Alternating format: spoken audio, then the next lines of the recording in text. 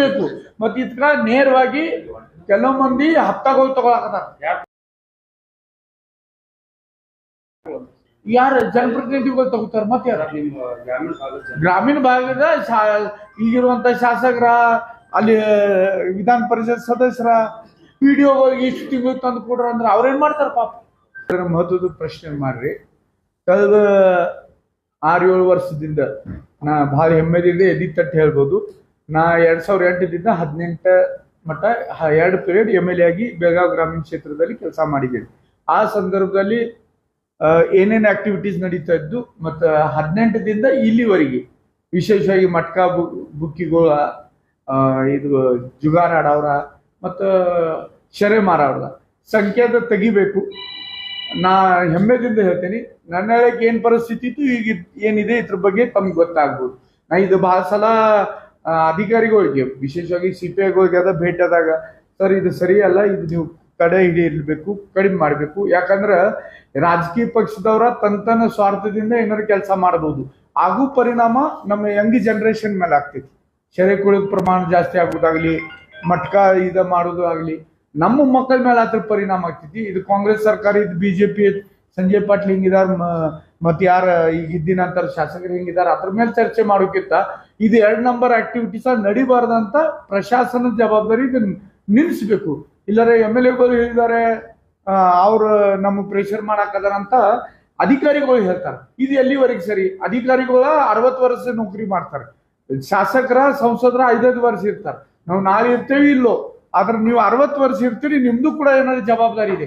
ನಿಮ್ ಮುಖಾಂತರ ನಾ ಅವ್ರಿಗೆ ಅದೇ ವಿನಂತಿ ಮಾಡ್ಬೋದು.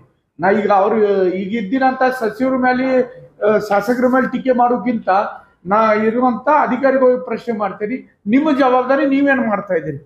ಹೆಲ್ಮೆಟ್ ಇಲ್ಲ, ಡಬಲ್ ಸೀಟ್, ಟ್ರಿಬಲ್ ಸೀಟ್ ಅಂತ ಹಿಡ್ದ ಅವ್ರಿಗೆ 1000 ರೂಪಾಯಿ ಫೈನ್ ಹಾಕ್ತೀರಿ. ಮತ್ತೆ ಇದು ಡೈಲಿ ನಡೀತಾ ಇದೆ, ಇದ್ರ ಬಗ್ಗೆ ಯಾಕೆ ನೀವು ಕ್ರಮ ತಗೋಬೇಕು?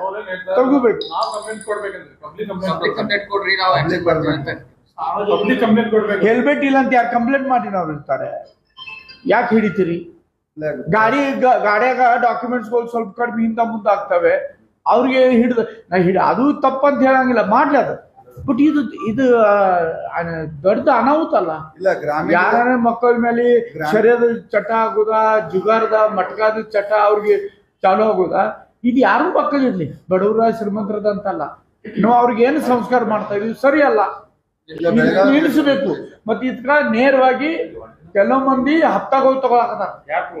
ಯಾರ ಜನಪ್ರತಿನಿಧಿಗಳು ತಗೋತಾರ? ಮತ್ತೆ ಯಾರ ಗ್ರಾಮೀಣ ಭಾಗದ ಈಗಿರುವಂತ ಶಾಸಕರ, ಅಲ್ಲಿ ವಿಧಾನ ಪರಿಷತ್ ಸದಸ್ಯರ, ಪಿಡಿಒಗಳಿಗೆ ಇಷ್ಟು ತಿಂಗಳು ತಂದು ಕೊಡ್ರ ಅಂದ್ರೆ ಅವ್ರೇನ್ ಮಾಡ್ತಾರ ಪಾಪ. CPI ನೀವು ಇಷ್ಟು ತಿಂಗಳು ಕೊಡ್ಬೇಕಂತ ಹೇಳ್ರಿ, ಏನ್ ಮಾಡ್ತಾರ? ನಾ ಹೆಣ್ಣಲ್ಲ ಹೆಮ್ಮೆ ಹೇಳ್ತೇನೆ, ನೀವು ಅಲ್ಲಿರುವಂತ CPIಗಳು ಅವ್ರು ಕೇಳ್ರಿ, ನಮ್ದು ಏನು ಅವ್ರಿಗೆ ತೊಂದರೆ ಇಲ್ಲಾಗಿತ್ತು, ಅದಕ್ಕೆ ಅವ್ರು ನಾವ್ ಹೇಳಿದ ಮಾತು ಕೇಳ್ತಿದ್ರು. ಈಗ ಹಪ್ತಾಗೋಗ್ಬಿಟ್ಟು ಒಬ್ರು ನಡೀತಾ ಇದೆ ದುಕಾನ್. ಇದಕ್ಕ ನಾವ್ ಎಲ್ಲರೂ ಜವಾಬ್ದಾರ. ನಾ ರೀತಿ ಹೇಳ್ಬೋದು, ಮಾಧ್ಯಮ ಸ್ನೇಹಿತರಿಗೆ ನಿಮಗೂ ವಿನಂತಿ ಮಾಡ್ತೇನೆ, ಇದು ಜಾಸ್ತಿ ಆಗಿತ್ತು ಅಂತ ನೀವು ಹೈಲೈಟ್ ಮಾಡ್ರಲ್ಲ. ಮೊದ್ಲಿಲ್ಲಾಗಿತ್ತು, ಈಗ ಜಾಸ್ತಿ ಆಗಿತ್ತು. 2008, 18ದಿಂದ ಈಗ ನೀವು ಸ್ಟ್ರೇಟ್ ವೇ ಆ ಥರದ್ದು ಇದು ಕೊಡ್ರಿ. ನನ್ನ ಹೇಳಕ್ಕೂ ಜಾಸ್ತಿ ಇದ್ರ ನಾ ರಾಜಕೀಯ ಯಾವಾಗೂ ಮಾಡಂಗಿಲ್ಲ, ಅದು ಓಪನ್ ಹೇಳ್ತೇನೆ.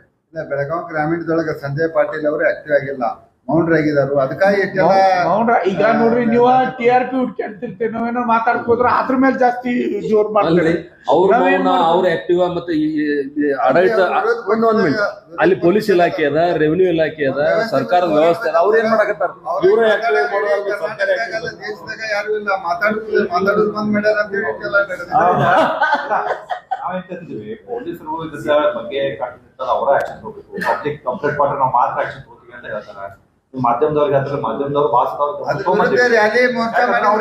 ಯಾರು ಈ ಸಲ ಅಪೋಸಿಷನ್ ಏನ್ ಸ್ಟ್ರಾಂಗ್ ಬೇಕಾಗಿತ್ತು ಬೆಳಗಾವಿಗೆ, ಆ ಅಪೋಸಿಷನ್ ಎಲ್ಲೋ ಒಂದ್ ಕಡೆ ಕಚ್ಚಿದೆ. ಯಾಕಂದ್ರೆ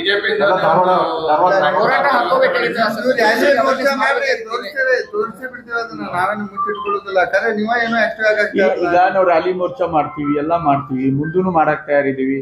ಆದ್ರೆ ಏನಾಗ್ತೈತಿ, ನಾವ್ ಏನಾದ್ರು ಮಾತಾಡುವಾಗ ಸ್ಪೀಡ್ ನಾಗ ಮಾತಾಡ್ತೀವಿ.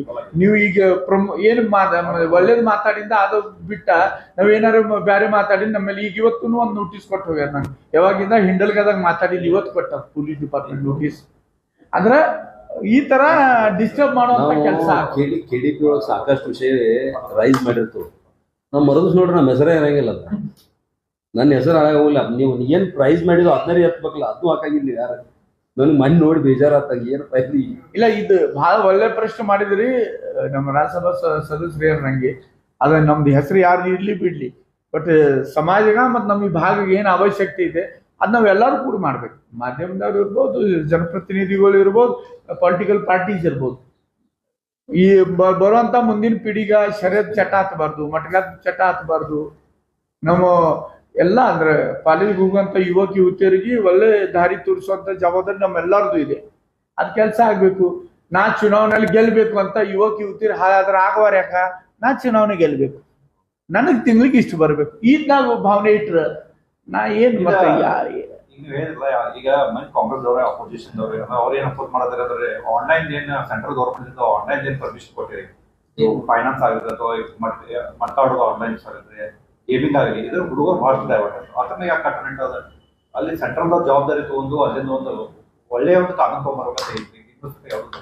ಇದ್ರ ಬಗ್ಗೆ ನಿಜವಾಗ ನೀವು ಒಳ್ಳೆ ಹೇಳಿದ್ರಿ. ಇದು ಪಾಯಿಂಟ್ ಯಾರು ಇರ್ಲಿ, ಅದು ಕೇಂದ್ರ ಸರ್ಕಾರ ರಾಜ್ಯ ಸರ್ಕಾರ ಮಾತಾಡಿಲ್ಲ, ಪ್ರಾರಂಭದಲ್ಲಿನೂ ಯಾರಿಗೂ ಕೆಟ್ಟ ದಾರಿ ತೋರಿಸ್ಬಾರ್ದು. ಲಾಸ್ಟ್ ಸೆಷನ್ದಾಗ ಇದ್ರ ಮೇಲೆ ನಾವು ಬಿಲ್ ತಗೊಂಡ್ಬಂದ್ವಿ. ಇದ್ರ ಮೇಲೆ ಕಟ್ಟುನಿಟ್ಟು ಕ್ರಮ ಚಾಲೂ ಅದ. ನಾವು ಅದಕ್ಕೇನು ಕೆಲವು ಅಲ್ಲಿ ಕಾಂಗ್ರೆಸ್ನವ್ರು ಏನು ಟೀಕಾ ಮಾಡ್ರಿ, ನೀವು ನಮ್ಮ ವೈಯಕ್ತಿಕ ಸ್ವಾತಂತ್ರ್ಯವನ್ನು ಹರಣ ಮಾಡ್ತಾ ಇದ್ದೀರಿ.